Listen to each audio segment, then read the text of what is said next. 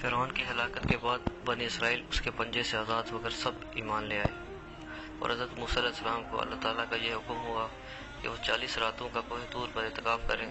اس کے بعد انہیں کتاب توریت دی جائے گی۔ چنانچہ حضرت موسیٰ علیہ السلام کوہ طور پر چلے گئے اور بنی اسرائیل کو اپنے بھائی حضرت ہارون علیہ السلام کے سپرد کر دیا۔ آپ 40 دن تک روزے کی حالت میں اور ساری رات عبادت کی حالت میں مشغول رہتے،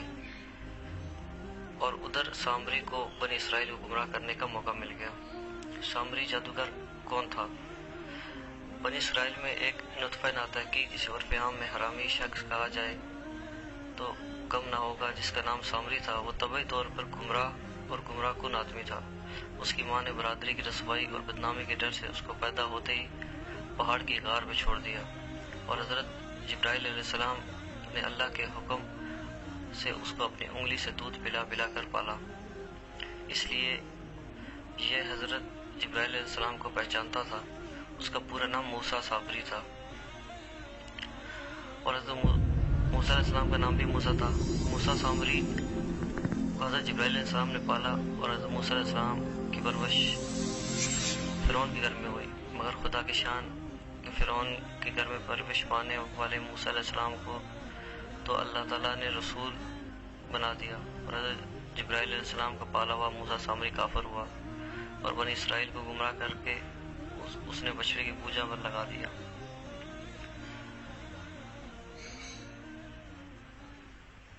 جن دنوں حضرت موسیٰ علیہ السلام کوہ طور پر معتکف تھے،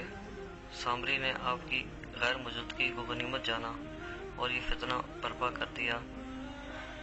کہ اس نے بنی اسرائیل کے سونے چاندی کے زیورات کو مانگ کر پگھلایا اور اس کا بچڑا بنا دیا، اور حضرت جبرائیل علیہ السلام کے گھوڑے کی قدموں کی خاک جو اس کے پاس تھی، اس نے وہ بچڑے کے منہ میں ڈالی تو وہ بچڑا بولنے لگا۔ پھر سامری نے مجمع عام میں تقریر شروع کر دی کہ اے بنی اسرائیل، حضرت موسیٰ علیہ السلام خدا سے باتیں کرنے کے لیے کوہ طور پر تشریف لے گئے ہیں، لیکن خدا تو خود ہم لوگوں کے پاس ہے، اور بچڑے کی طرف اشارہ کر کے بولا یہی خدا ہے۔ سامری نے ایسی گمراہ کن تقریر کی کہ بنی اسرائیل کو بچڑے خدا ہونے پر یقین آ گیا، اور وہ بچڑے کی پوجا کرنے لگے، اور 12,000 آدمی کے سوا ساری قوم نے چاندی سونے کے بچڑے کو بولتا دیکھ کر اس کو خدا مان لیا، اور اس کے آگے سر پر سجود ہو کر اس بچڑے کی پوجا کرنے لگے۔ چنانچہ خداوند قدوس کا ارشاد ہے، پارہ 9 الاعراف آیت نمبر 148، اور موسیٰ کے بعد اس کی قوم اپنے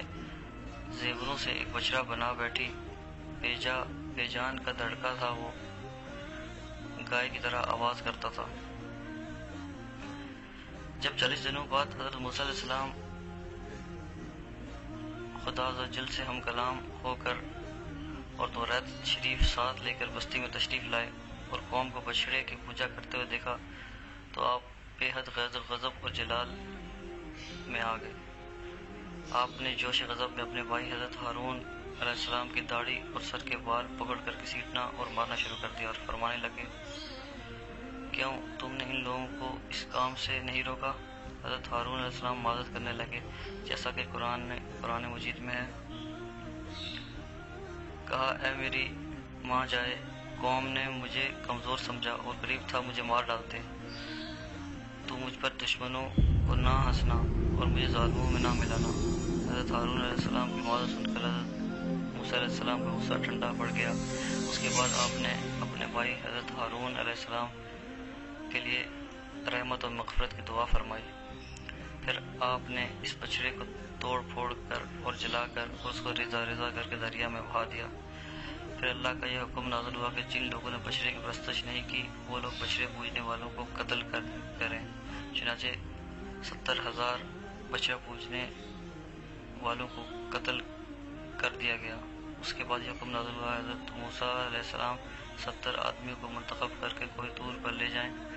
اور یہ لوگ بچڑا پوجنے والوں کے لیے معذرت طلب کرتے ہوئے یہ دعا مانگے کہ بچڑا پوجنے والوں کے لیے گناہ معاف ہو جائیں۔ چنانچہ موسیٰ علیہ السلام نے چن کر اچھے 70 آدمیوں کو ساتھ لیا اور کوہ طور پر تشریف لے گئے۔ یہ لوگ کوہ طور پر طلب معذرت اور استغفار کرنے لگے تو اللہ تعالیٰ کی طرف سے آواز آئی، اے بنی اسرائیل، میں ہی ہوں، میرے سوا تمہارا کوئی معبود نہیں، میں نے ہی تم لوگوں کو فرعون کے ظلم سے نجات دی، تم لوگوں کو بچایا، لہذا تم لوگ فقط میری ہی عبادت کرو اور میرے سوا کسی کو مت پوجو۔ اللہ تعالیٰ کا یہ کلام سن کر 70 آدمی ایک زبان ہو کر کہنے لگے، اے موسیٰ، ہم ہرگز آپ کی بات نہیں مانیں گے